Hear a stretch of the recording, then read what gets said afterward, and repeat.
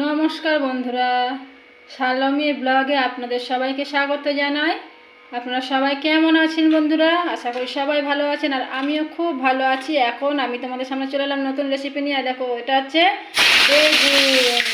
আজকে হবে কাতলা মাছ দিয়ে বেগুন দিয়ে আলু দিয়ে ঝোল। দেখো আলু, এখানে বেগুনটা ভেজে নিচ্ছি লম্বা লম্বা করে কেটে।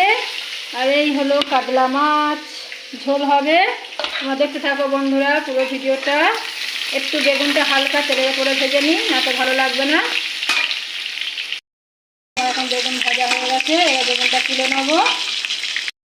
তুলে নিয়েছি, এবার দিয়ে দেবো কড়াইতে পেঁয়াজ। পেঁয়াজ একটু লাল লাল করে ভাজা হোক, তারপর আলু দেবো। দেখো বন্ধুরা, আমার এখানে এখন আলু আর দিয়ে দিয়েছি, আলু আর কাঁচা লঙ্কা কড়া দিয়ে দিয়েছি, ওটা ভেজে ভেজে নিই। বন্ধুরা, আলু হালকা ভাজা ভাজা হয়ে গেছে, ওখানে দিয়ে দেবো নুন স্বাদ মতো, দিয়ে একটু ভালো করে ভেজে ভেজে নেবো। একটু এখন আলু ভাজা ভাজা হয়ে গেছে, দিয়ে দেবো ওখানে আদা রসুন। আদা রসুনটা দিয়েছে, তো আদা রসুনটা ভালো করে নেড়ে ফেলে দিই, তারপর মশলা কাটি দেবো। দেখো বন্ধুরা, আমার এখন আলু আদা রসুন দিয়ে ভাজা ভাজা হয়ে গেছে। এবার দিয়ে দেবো হলুদ গুঁড়ো, তারপর দিয়ে দেবো লঙ্কা গুঁড়ো।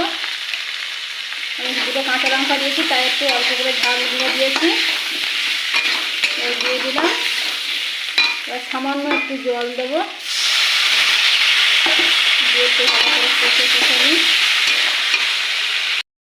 দেখো বন্ধুরা, আলু কষা কষা গেছে, এবার দিয়ে দেবো সেই ভেজে রাখা বেগুনটা। এটাকে দিয়ে ভালো করে নেড়ে ছেড়ে, বেগুন যেহেতু বেশি ভাজা ছিল তাই বেশি কষতে হবে না। আর এখানে দিয়ে দেবো জিরে গুঁড়ো, কাঁচা জিরে গুঁড়ো, মিষ্টিতে জিরে গুঁড়ো করা ছিল সেটা দিয়ে দিলাম। দিয়ে ভালো করে নেড়ে ছেড়ে কষে তারপর জল দেবো। দেখো, আমাদের বেগুন আর আলু কষানো হয়ে গেছে, অনেকক্ষণ দিয়ে কষে নিয়েছি। এবার দিয়ে দেবো জল, পরিমাণ মতো জল দেবো, খুব বেশি জল দেবো না বন্ধুরা, বেশি ঝোল করলে ভালো লাগবে না, মাখা মাখা থাকবে।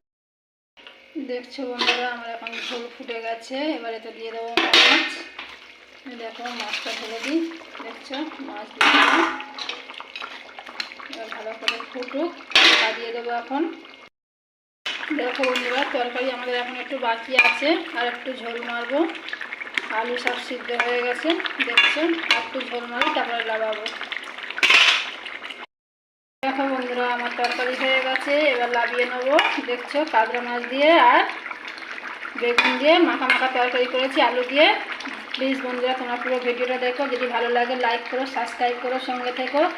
প্লিজ তোমরা কমেন্ট করে জানিও যে রেসিপিটা কেমন হয়েছে। ভালো লাগলেও বলবে, খারাপ হলেও বলবে, তোমার সঙ্গে থাকো। দেখো বন্ধুরা ভিডিওটা। বন্ধুরা, আমার তরকারি ঢালা হয়ে গেছে। এই আমাদের আজকের রেসিপি বেগুন আলু কাতলা মাছের ঝোল। তোমরা দেখতে থাকো, সঙ্গে থেকো, পুরো ভিডিওটা দেখো। আবার দেখা পরের ভিডিওতে। টাটা, বাই বাই, সবাই সুস্থ থেকো, ভালো থেকো।